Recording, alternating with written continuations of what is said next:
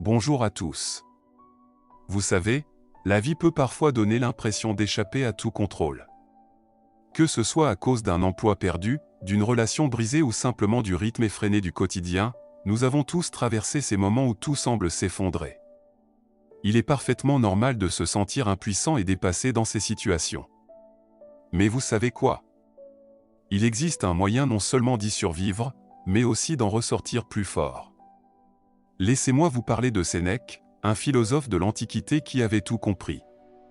Ses enseignements sur le stoïcisme ne sont pas une simple théorie abstraite. Ce sont des stratégies concrètes qui ont aidé d'innombrables personnes à travers les âges.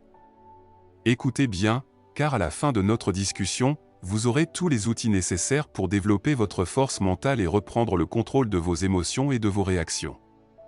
Quoi que la vie vous réserve, ce n'est pas de la magie, mais presque. Alors explorons ensemble comment ces anciens principes peuvent transformer votre quotidien, pour que vous puissiez vivre une existence plus sereine et équilibrée. Si vous êtes ici, ce n'est pas un hasard. C'est que vous n'êtes pas comme tout le monde. Vous êtes quelqu'un qui cherche à aller plus loin, à approfondir les choses. Alors félicitations. Vous faites partie de ces rares personnes capables de tirer pleinement profit de la sagesse du stoïcisme. Et vous savez quoi? Vous pouvez nous aider à diffuser cette sagesse à encore plus de monde. Si les enseignements des stoïciens résonnent en vous, si vous sentez qu'ils peuvent vous aider à mieux vivre, alors vous pouvez faire une énorme différence avec un simple geste. Cliquez sur « J'aime » et abonnez-vous à notre chaîne.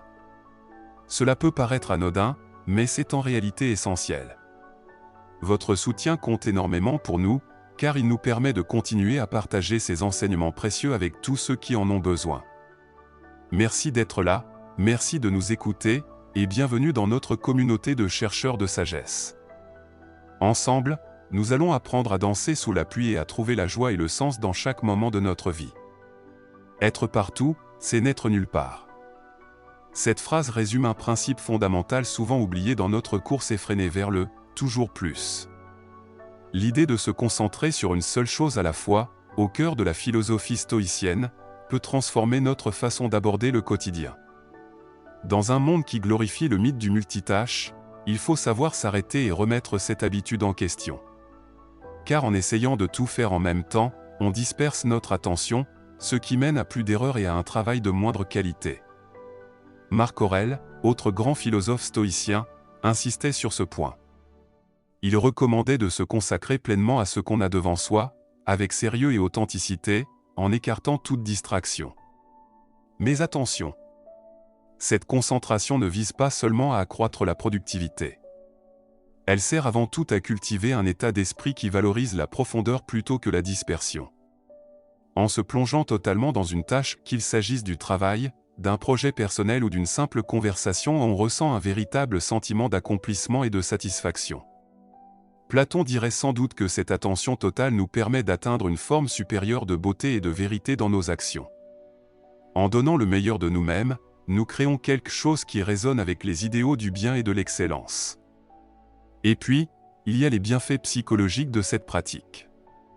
En se focalisant sur une seule chose à la fois, on réduit la charge mentale, on diminue le stress et on améliore notre capacité de décision. Aristote, qui prônait le développement des vertus à travers des actions justes et répétées, y verrait sûrement un moyen de cultiver la tempérance et la maîtrise de soi.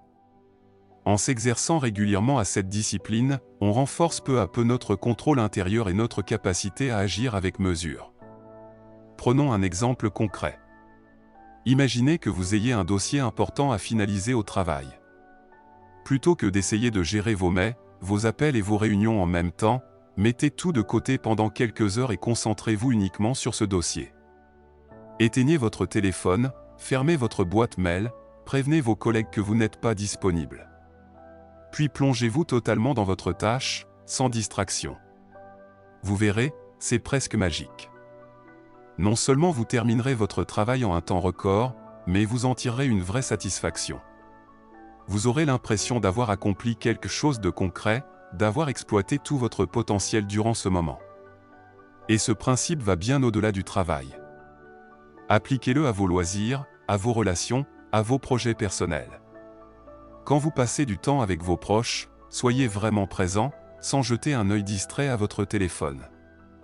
Quand vous vous lancez dans un nouveau défi, donnez-vous à fond, sans disperser votre énergie. En apprenant à réguler notre désir de distraction et de gratification immédiate, nous ne faisons pas que suivre les traces des stoïciens, nous rejoignons aussi les découvertes de la psychologie moderne. Les recherches récentes montrent clairement que notre cerveau n'est pas fait pour gérer plusieurs tâches complexes à la fois. Lorsque nous accordons toute notre attention à une seule activité, la qualité de notre travail et même celle de notre vie s'en trouve considérablement améliorée. Prenons l'exemple de Socrate et de sa méthode d'investigation profonde. En se concentrant intensément sur un sujet unique, en questionnant et en dialoguant sans relâche, il parvenait à des réflexions d'une rare profondeur. Cette méthode illustre parfaitement la puissance de la concentration sur une seule tâche.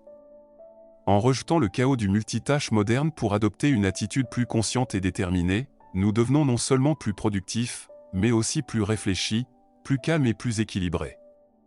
Et cela, Sénèque l'avait bien compris. Les plus grandes souffrances, disait-il, naissent d'un esprit indiscipliné. Nos impulsions incontrôlées sont souvent la source de troubles émotionnels profonds et de nombreuses souffrances. Le stoïcisme, en insistant sur la maîtrise de soi et la raison, nous offre un cadre solide pour affronter ce défi. Il ne s'agit pas de supprimer nos émotions. Ce serait impossible et malsain. Mais d'apprendre à les comprendre et à les diriger. Ce processus de gestion de nos impulsions commence par une véritable prise de conscience de soi. Comme le disait Épictète. Aucun homme n'est libre s'il n'est pas maître de lui-même. Cette phrase met en lumière l'importance essentielle de la maîtrise de soi pour atteindre la liberté intérieure et le bonheur. En prenant conscience de nos impulsions et des déclencheurs qui les provoquent, nous devenons capables d'y répondre avec discernement plutôt qu'avec instinct. Il ne s'agit pas de nier nos sentiments, mais de les aborder avec lucidité. Aristote, dans une approche différente, rappelait lui aussi la nécessité de modérer nos impulsions par le développement des vertus. Pour lui, la vertu réside dans la recherche d'un équilibre entre l'excès et le manque. Ce qu'il appelait le juste milieu. Le courage, par exemple, est cet équilibre entre la témérité et la lâcheté. Ainsi, les enseignements des stoïciens, tout comme certaines découvertes modernes en psychologie, nous invitent à cultiver la concentration, la maîtrise de soi et la modération.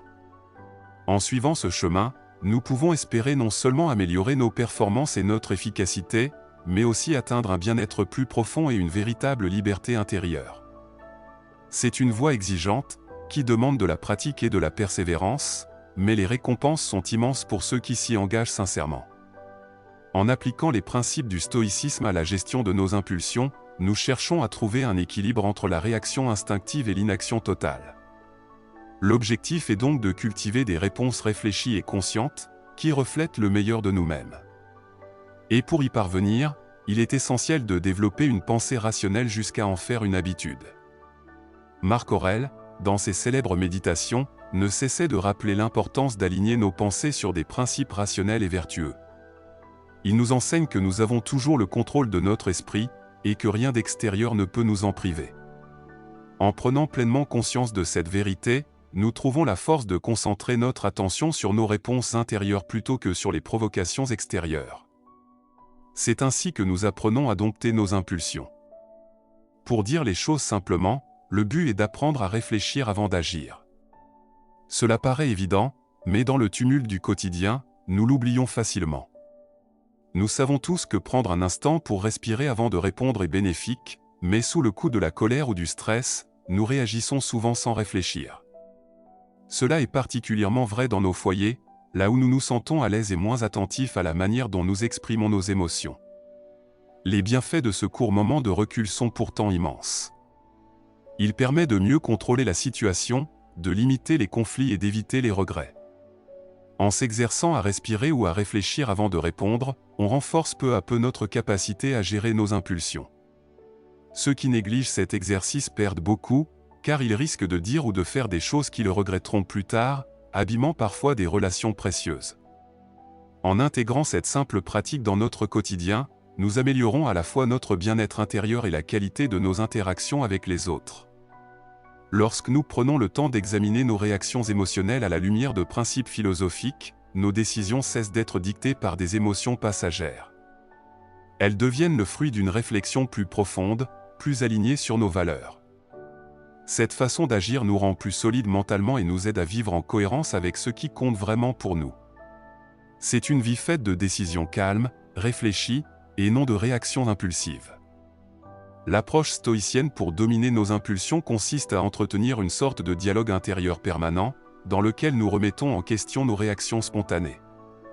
Ce n'est pas une philosophie à étudier uniquement dans les livres, mais une pratique concrète à intégrer dans chaque journée. En vivant selon ces principes, nous transcendons les plaisirs éphémères pour atteindre une satisfaction plus profonde, empreinte de sens et d'équilibre. Certes, ce chemin demande des efforts et de la constance, mais les bénéfices clarté d'esprit, paix intérieure, cohérence avec nos valeurs valent largement la peine. C'est un défi que chacun peut choisir de relever, à son rythme. Les résultats sont réels et peuvent transformer notre existence. N'hésitez pas à écrire « J'avance » dans les commentaires pour montrer à tous que vous êtes prêts à emprunter ce chemin. Voir apparaître ces « J'avance » les uns après les autres est profondément inspirant. Cela nous rappelle que nous ne sommes pas seuls dans cette quête, et qu'ensemble, nous pouvons progresser pas à pas vers plus de maîtrise et de paix intérieure. Sénèque nous offre ici un conseil qui peut, à première vue, surprendre. Il nous invite à méditer régulièrement sur des situations difficiles. L'exil, la torture, la guerre, voire un naufrage. Cela peut paraître sombre, mais l'idée est en réalité profondément libératrice. Il s'agit de se préparer mentalement aux épreuves de la vie. Cette méthode, appelée par les stoïciens préméditatio malorum, la préméditation des maux, consiste à imaginer les pires scénarios, non pour se tourmenter, mais pour s'habituer à l'idée que l'imprévu et la difficulté font partie de l'existence.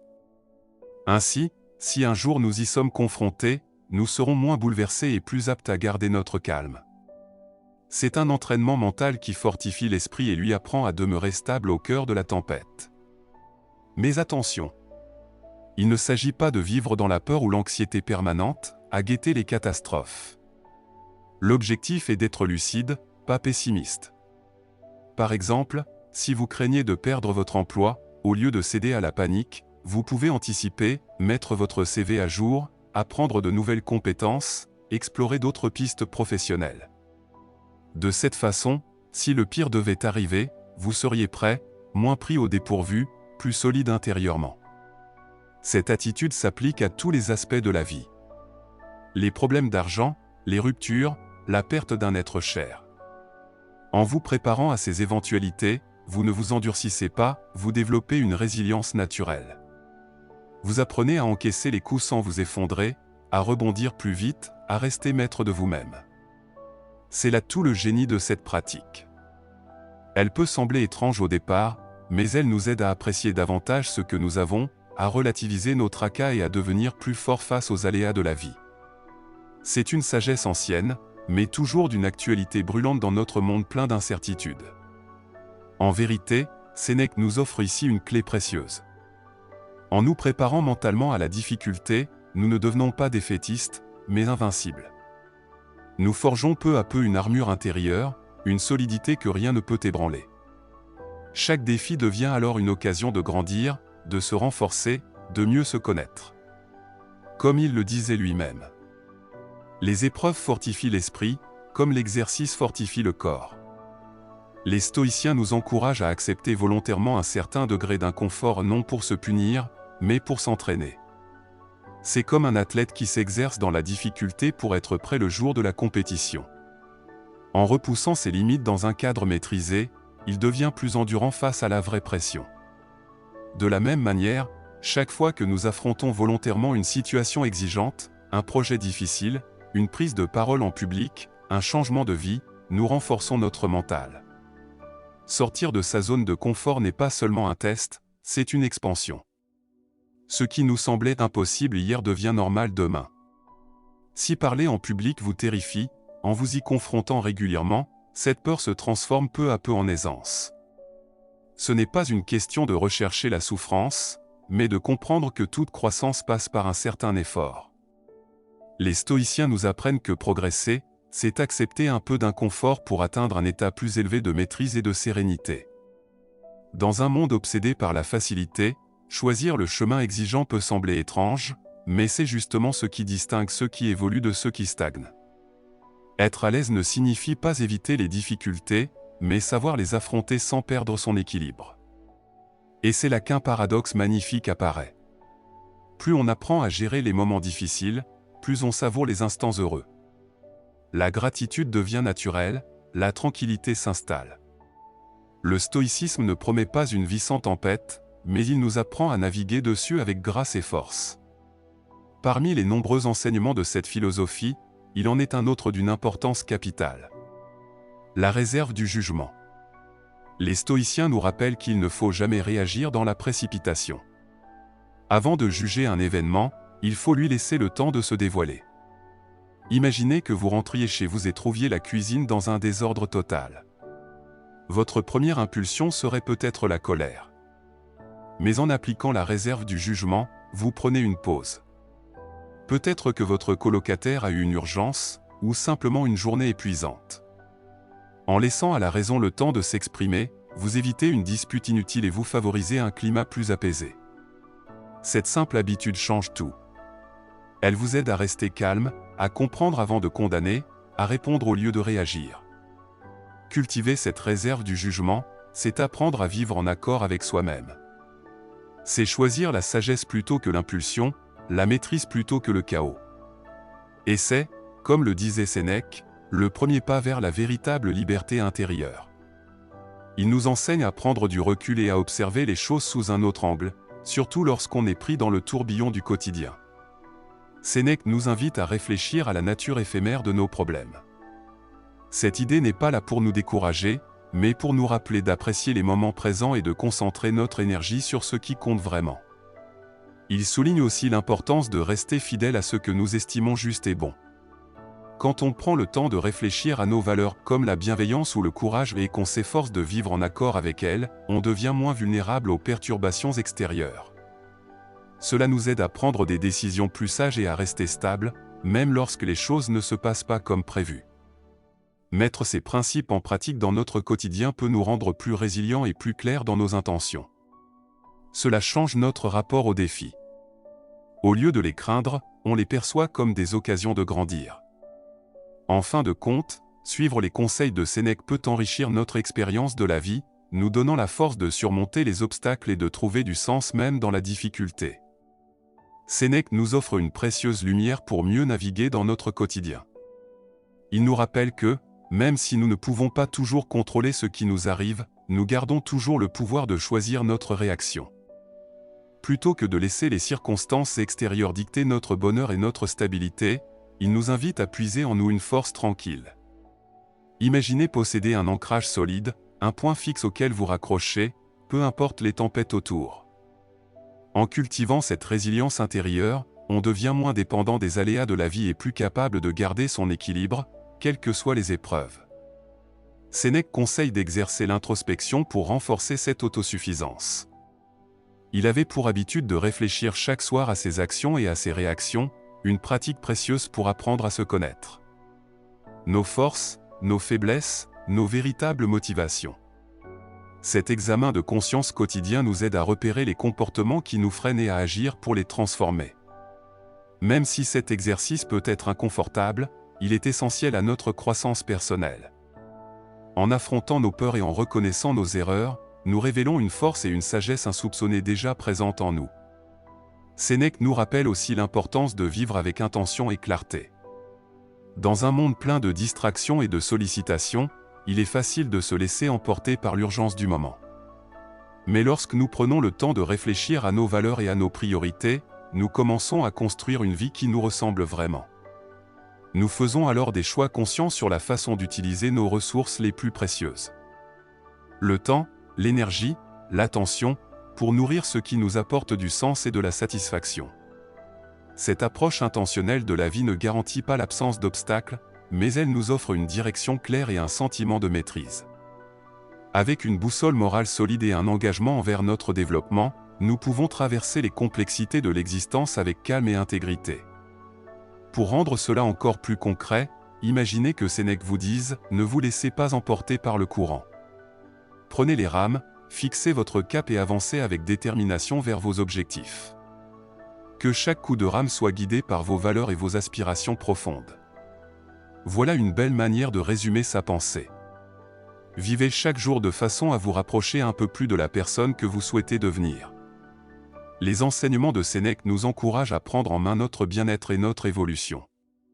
Ils nous montrent que nous possédons déjà la force nécessaire pour surmonter les difficultés, trouver du sens dans nos luttes et bâtir une vie pleine de direction et de résilience. Poursuivons avec un aspect central de sa philosophie. Développer un esprit de contentement et de gratitude, quelle que soit notre situation. C'est là que tout devient vraiment intéressant. Sénèque nous enseigne que le véritable bonheur ne dépend pas de ce que nous possédons ni de notre statut, mais de la richesse de notre monde intérieur. Il s'agit de comprendre que nous avons le pouvoir de nous réjouir des plaisirs simples et de valoriser les petits cadeaux de la vie, même dans les moments difficiles. Imaginez deux personnes, l'une est immensément riche mais jamais satisfaite, toujours en quête du prochain achat, du prochain divertissement. L'autre, avec peu de moyens, éprouve une profonde gratitude pour les joies simples. Un coucher de soleil, une conversation sincère, un repas partagé avec amour. Selon Sénèque, c'est la seconde personne qui est véritablement riche. Elle a appris l'art du contentement, trouvant la joie et la paix dans ce qu'elle possède déjà, au lieu de toujours désirer davantage. Voilà une leçon puissante sur l'art de vivre pleinement, peu importe nos circonstances extérieures. Bien sûr, apprendre à être satisfait de ce que nous avons n'est pas chose facile. Nous vivons dans une société qui nous répète sans cesse que pour être heureux, il faut toujours plus, toujours mieux, toujours plus grand. Il faut un effort conscient et constant pour ne pas se laisser influencer par ces messages et se rappeler les véritables richesses qui nous entourent. Alors, comment développer cet esprit de contentement? Un excellent moyen est de pratiquer la gratitude chaque jour. Prenez un moment quotidien pour penser aux aspects positifs de votre vie. Les personnes qui vous soutiennent, les expériences qui vous ont fait grandir, ou encore les petites beautés et attentions du quotidien. Vous pouvez aussi tenir un journal de gratitude, en notant chaque jour quelques raisons de reconnaissance. Avec le temps, cette habitude transforme notre perception du monde, nous aidant à voir la vie à travers le prisme de l'appréciation plutôt que du manque. Cela ne signifie pas ignorer nos difficultés. Le stoïcisme ne prône pas un optimisme aveugle, mais plutôt une forme d'équilibre. Il nous apprend à reconnaître les défis tout en choisissant de concentrer notre attention sur les aspects positifs. En fin de compte, suivre le conseil de Sénèque pour cultiver le contentement, c'est reprendre la maîtrise de notre bonheur. Au lieu de dépendre des circonstances extérieures ou des pressions du monde, nous pouvons trouver une paix profonde en nous-mêmes, dans notre capacité à savourer les cadeaux simples de la vie. C'est en apprenant à maîtriser l'art du contentement que nous bâtissons un bonheur durable, solide face aux tempêtes de l'existence. Parlons maintenant d'un autre aspect essentiel de la philosophie de Sénèque. L'importance de cultiver des amitiés authentiques et bienveillantes. Sénèque nous rappelle combien les véritables amitiés sont précieuses et nourrissantes. Avoir des amis sincères avec qui partager nos joies comme nos peines est un trésor inestimable. Il distingue d'ailleurs les amitiés véritables des relations superficielles. Il nous conseille de ne pas consacrer trop de temps à des personnes qui ne recherchent pas notre bien, qui nous tirent vers le bas ou qui nous poussent à agir contre nos principes. À la place, il nous invite à nous entourer d'amis partageant des valeurs communes. Bienveillance, respect et soutien mutuel. De vrais amis nous acceptent tels que nous sommes, tout en nous encourageant à devenir de meilleures versions de nous-mêmes. Ils sont présents dans les bons comme dans les mauvais moments, prêts à écouter, à encourager et à offrir un regard sincère sur nos difficultés. Mais comment développer de telles amitiés au quotidien? Tout commence par devenir soi-même le type d'amis que l'on souhaite avoir. Traiter les autres avec gentillesse, honnêteté et respect est fondamental. Écouter véritablement, faire preuve d'empathie et soutenir ceux qui nous entourent sont des pratiques essentielles. Nous devons aussi faire un effort conscient pour nous entourer de personnes positives et inspirantes, celles qui partagent nos valeurs et nous poussent à nous épanouir. Cela ne veut pas dire se couper de ceux qui pensent différemment ou nous mettent au défi. Ces relations peuvent aussi nous faire grandir. Mais il est important d'être intentionnel dans le choix de nos relations les plus proches. Prendre du temps de qualité ensemble est une autre manière de renforcer les liens d'amitié. Dans notre société pressée, il est facile de négliger nos relations. Pourtant, en réservant du temps pour des échanges sincères, en partageant des expériences et en créant des souvenirs, nous tissons des connexions plus profondes. Exprimer notre reconnaissance par des gestes simples est tout aussi important. Un mot bienveillant, une écoute attentive, une aide offerte au bon moment. Ces petites attentions ont un impact immense. Elles montrent à nos amis qu'ils comptent réellement pour nous, renforçant ainsi la confiance et le soutien mutuel. En cultivant de vraies amitiés basées sur la bienveillance et le respect, nous bâtissons un cercle solide capable de nous soutenir dans les moments difficiles et d'embellir les bons jours. Nous nous entourons de personnes qui nous voient, nous comprennent et nous apprécient pour ce que nous sommes vraiment. Prenons donc à cœur ce conseil de Sénèque. Cherchons à créer des amitiés qui nourrissent notre âme. Recherchons des connexions fondées sur la confiance, le respect et la sincérité. Faisons de la place pour des moments partagés et des conversations significatives. Et n'oublions jamais la puissance d'un simple acte de gentillesse pour renforcer les liens humains. Car au fond, ce sont nos relations qui donnent à notre vie son sens le plus profond. En les valorisant et en les nourrissant, nous construisons une existence véritablement riche et digne d'être vécue. Explorons à présent une autre idée puissante capable de transformer notre quotidien. L'art de vivre le moment présent. Cette pratique, bien que simple en apparence, est révolutionnaire dans son impact. Sénèque nous encourage à nous immerger pleinement dans l'instant, à laisser de côté les regrets du passé et les inquiétudes de l'avenir. En agissant ainsi, nous apprenons à savourer ce que la vie nous offre ici et maintenant. Nous pouvons aussi intégrer la pleine conscience dans nos gestes les plus simples. Par exemple, en préparant un repas, au lieu de laisser notre esprit vagabonder vers nos soucis ou nos tâches à venir, concentrons-nous sur l'acte lui-même. Sentons les arômes, observons les couleurs, ressentons les textures. Cette attention transforme un simple moment en une expérience riche de calme et de présence. Accorder quelques instants de silence dans notre journée est également bénéfique. Quelques minutes le matin avant de commencer, ou le soir avant de dormir, suffisent pour apaiser l'esprit et se reconnecter à soi. En cultivant la capacité de vivre pleinement dans l'instant présent, nous nous offrons un cadeau inestimable. Celui de la paix intérieure. Cela ne change pas seulement notre manière de vivre nos journées, mais transforme aussi notre expérience de la vie.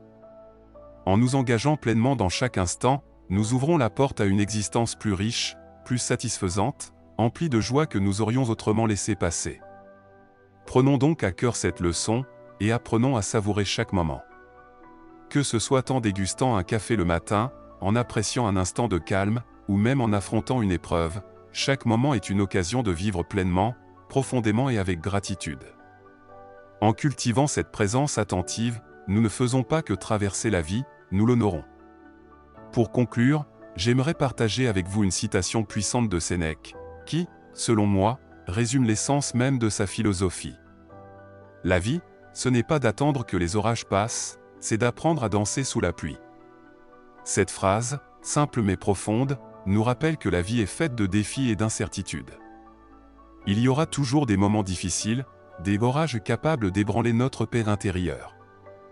Mais plutôt que de passer notre vie à attendre que ces orages disparaissent, Sénèque nous invite à apprendre à danser sous la pluie. Autrement dit, à embrasser les épreuves, à leur donner un sens, et à y trouver même une certaine joie. Comment y parvenir concrètement ? En cultivant les vertus et les pratiques que nous avons évoquées tout au long de cette réflexion. Développer notre résilience intérieure pour rester solide et centré, même lorsque tout vacille, pratiquer la gratitude et la pleine conscience pour apprécier les petites joies, même dans l'obscurité, et enfin, concentrer notre énergie sur ce que nous pouvons contrôler. Nos pensées, nos choix et nos actions.